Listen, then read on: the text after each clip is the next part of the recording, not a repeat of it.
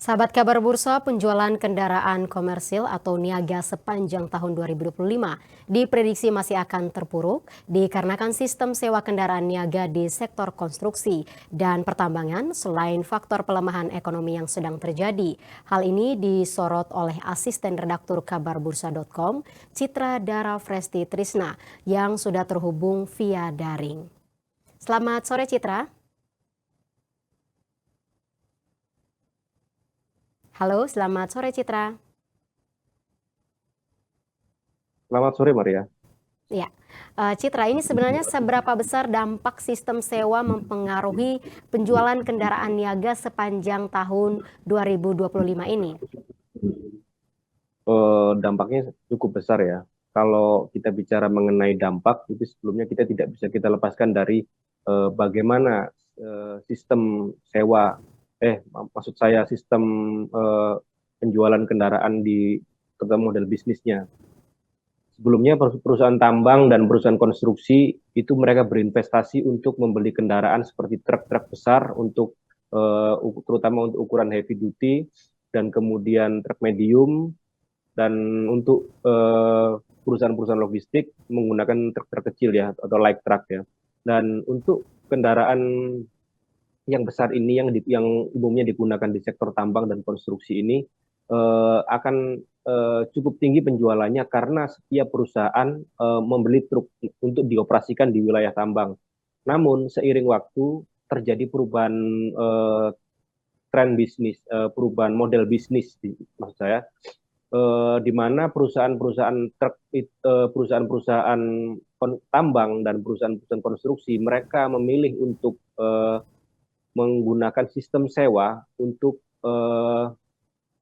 meminimalisasi risiko kerugian dan pengeluaran dari perusahaan-perusahaan tambang. Kenapa begitu? Pertama adalah eh, truk eh, yang dibeli atau investasi langsung akan membutuhkan biaya maintenance. Yang kedua akan juga punya risiko kerusakan karena wilayah-wilayah tambang itu umumnya di wilayah-wilayah yang cukup bahaya dan rawan rusak dan sehingga agar meminimalisasi kerusakan mereka menggunakan sistem sewa. Jadi perusahaan-perusahaan tambang dan perusahaan konstruksi menggunakan sistem sewa. Lah sistem ini yang diprediksi bakal mengurangi eh, penjualan truk untuk ukuran besar ya atau heavy duty dan medium truck. Dan sistem sewa juga sudah mulai diberlakukan di wilayah-wilayah seperti seperti perkebunan sawit dan juga sektor sektor pertanian. Nah, yang bersisa hanya sektor-sektor logistik ya, di mana sektor logistik ini masih didominasi oleh angkutan darat dan pengiriman barang yang dilakukan di sektor logistik menggunakan eh, light truck atau truk kecil, sehingga penjualan truk kecil saat ini terus meningkat dari waktu ke waktu karena eh, logistik di darat saat ini belum tergantikan oleh sektor laut dan udara. Jadi eh, mungkin waktunya akan cukup lama ya untuk beralih ke kereta api, moda kereta api dan moda pesawat sehingga penggunaan truk untuk jasa logistik, truk ringan jasa logistik masih tetap dibutuhkan sehingga bisa dipastikan penopang utama untuk penjualan kendaraan terutama truk di sektor eh, truk di kendaraan komersial ada ditopang oleh sektor-sektor logistik dan bukan lagi sektor-sektor tambang sehingga truk kecil yang dipastikan penjualannya masih akan stabil dan untuk truk medium dan truk heavy duty atau yang truk besar itu sudah mulai berkurang karena sudah mulai menggunakan sistem sewa. Gitu Maria.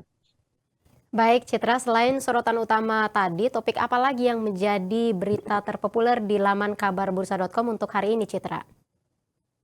Kalau di sektor otomotif yang menarik adalah saat ini pemberlakuan bea tarif dari Donald Trump itu sendiri. Jadi sehingga bisa dipastikan harga semikonduktor pasti akan naik dan mempengaruhi harga-harga kendaraan dan yang jelas penurunan harga jual kendaraan pasti akan penurunan penjualan kendaraan pasti akan terjadi karena harga sudah relatif mahal dan juga eh, bakal terjadi kelangkaan semikonduktor sebagaimana perang dagang yang terjadi beberapa tahun sebelumnya ketika Trump menjabat pada periode awal.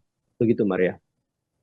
Baik, terima kasih untuk waktu dan penjelasannya Citra Dara Fresti Trisna, selaku asisten redaktur pelaksana kabarbursa.com. Selamat bertugas kembali, Citra.